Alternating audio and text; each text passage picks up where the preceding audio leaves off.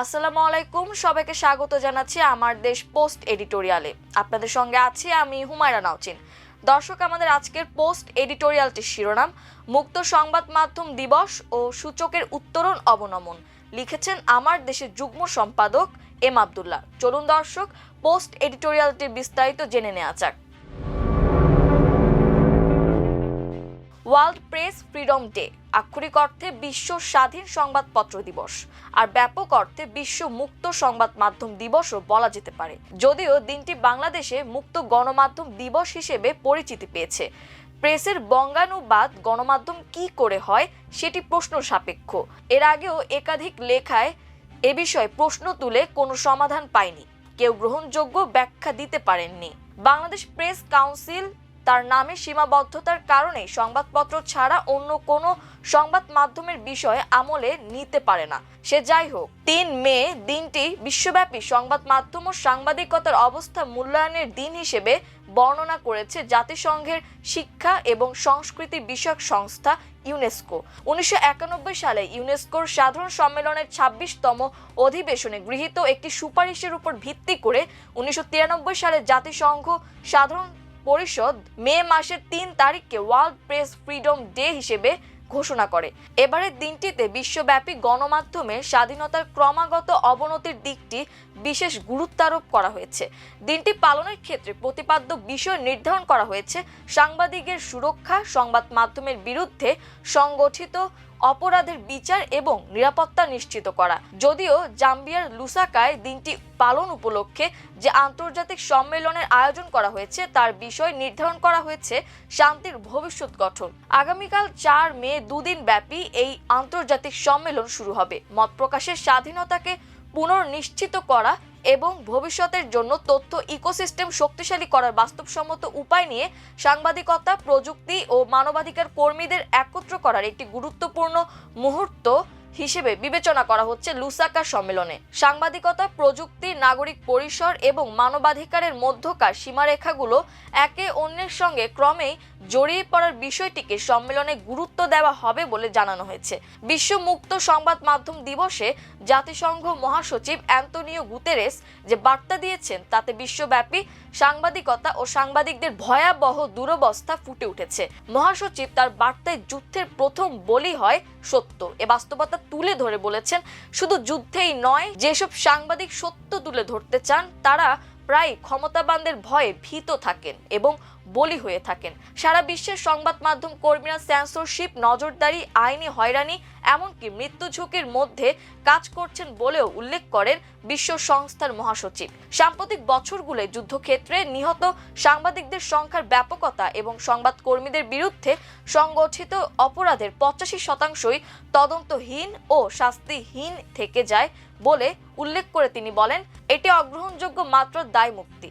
অর্থনৈতিক চাপ, আধুনিক প্রযুক্তি এবং নানা ধরনের কারসাজিও সংবাদ মাধ্যমের স্বাধীনতাকে অভূতপূর্ব চাপের মধ্যে ফেলছে। জাতিসংঘ মহাসচিব সবচেয়ে গুরুত্বপূর্ণ যে কথাটি বলেছেন তা হলো, যখন নির্ভরযোগ্য তথ্যের সহজলভ্যতা কমে যায় তখন অবিশ্বাস শিকড় গাঁটতে শুরু করে। যখন গণ আলোচনা বিকৃত হয় তখন সামাজিক সংহতি দুর্বল হয়ে পড়ে এবং যখন সাংবাদিকতাকে দুর্বল করা হয় তখন সংকট প্রতিরোধ ও সমাধান করা অনেক বেশি কঠিন হয়ে পড়ে। তার ভাষায় সকল স্বাধীনতার সংবাদ মাধ্যমের স্বাধীনতার উপর নির্ভরশীল। এটি ছাড়া মানবাধিকার, টেকসই উন্নয়ন এবং শান্তি সম্ভব নয়। তিনি বিশ্ববাসীর প্রতি আহ্বান জানিয়ে বলেন, এই বিশ্ব সংবাদ মাধ্যমের স্বাধীনতা দিবসে আসুন আমরা সাংবাদিকদের অধিকার রক্ষা করি এবং এমন একটি বিশ্ব গড়ে তুলি যেখানে সত্য এবং সত্যবাদীরা সুরক্ষিত থাকবে।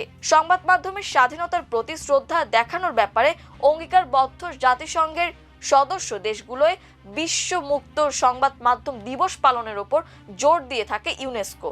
ইউনেস্কোর মতে এদিনটি সংবাদ মাধ্যমের স্বাধীনতা এবং নৈতিকতা নির্ভর সাংবাদিকতাকে উৎসাহিত করার দিন।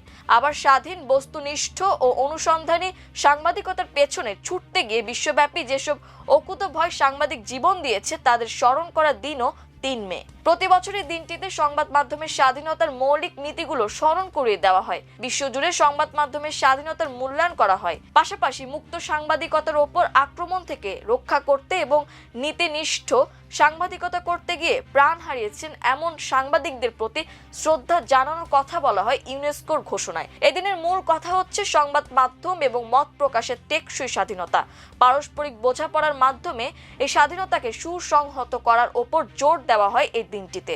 বাংলাদেশের মতো ভঙ্গুর গণতন্ত্রের দেশে আমরা দিনটির মূল প্রতিপাদ্যের প্রতি কতটা সুবিচার করতে পারছি সে প্রশ্নটি বরাবরই অমীমাংসিত থেকে যাচ্ছে। 3 মে বিশ্ব মুক্ত গণমাধ্যম দিবস সামনে রেখে প্রতি বছরের মতো এবছরও বৈশ্বিক সংবাদ মাধ্যম স্বাধীনতার সূচক প্রকাশ করেছে প্যারিস ভিত্তিক রিপোর্টার্স উইদাউট বর্ডার্স বা RSF।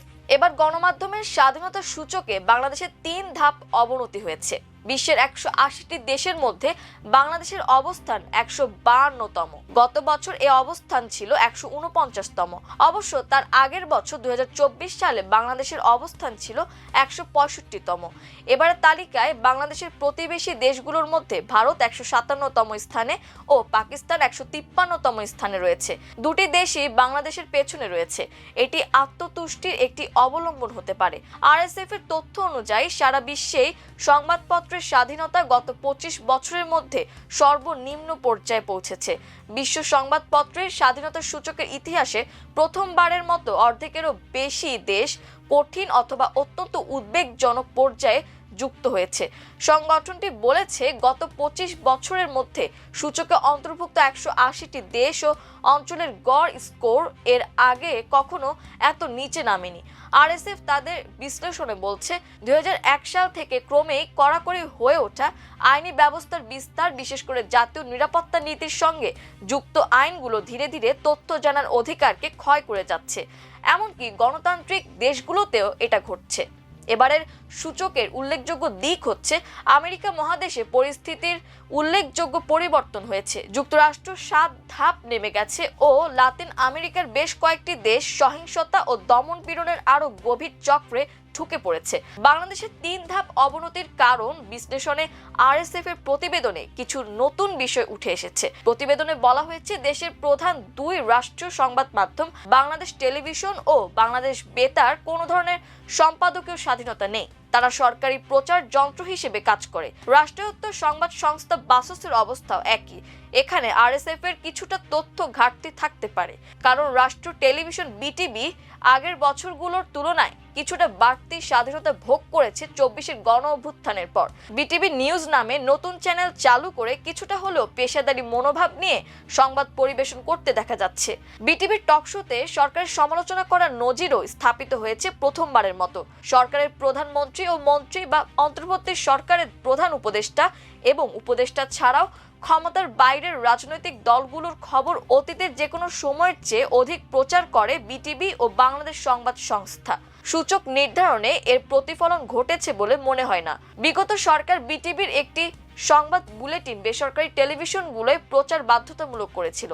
অন্তর্বর্তী সরকার সেই যন্ত্রণা থেকে মুক্তি দিয়েছে বেসরকারি চ্যানেলগুলোকে। এটাও সূচকে প্রতিফলিত হওয়া উচিত ছিল।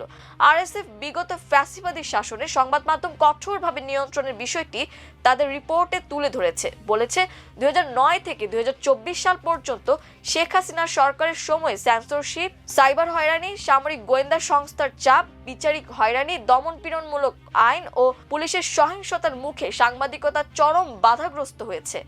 RSF এর প্রতিবেদনে যথার্থভাবেই বলা হয়েছে শেখ হাসিনা সরকার বিতর্কিত ডিজিটাল নিরাপত্তা আইনের আদলে সাইবার নিরাপত্তা আইন প্রবর্তন করেছিল। এই আইন সাংবাদিকদের জন্য অত্যন্ত দমনমূলক হিসেবে বিবেচনা করা হয়।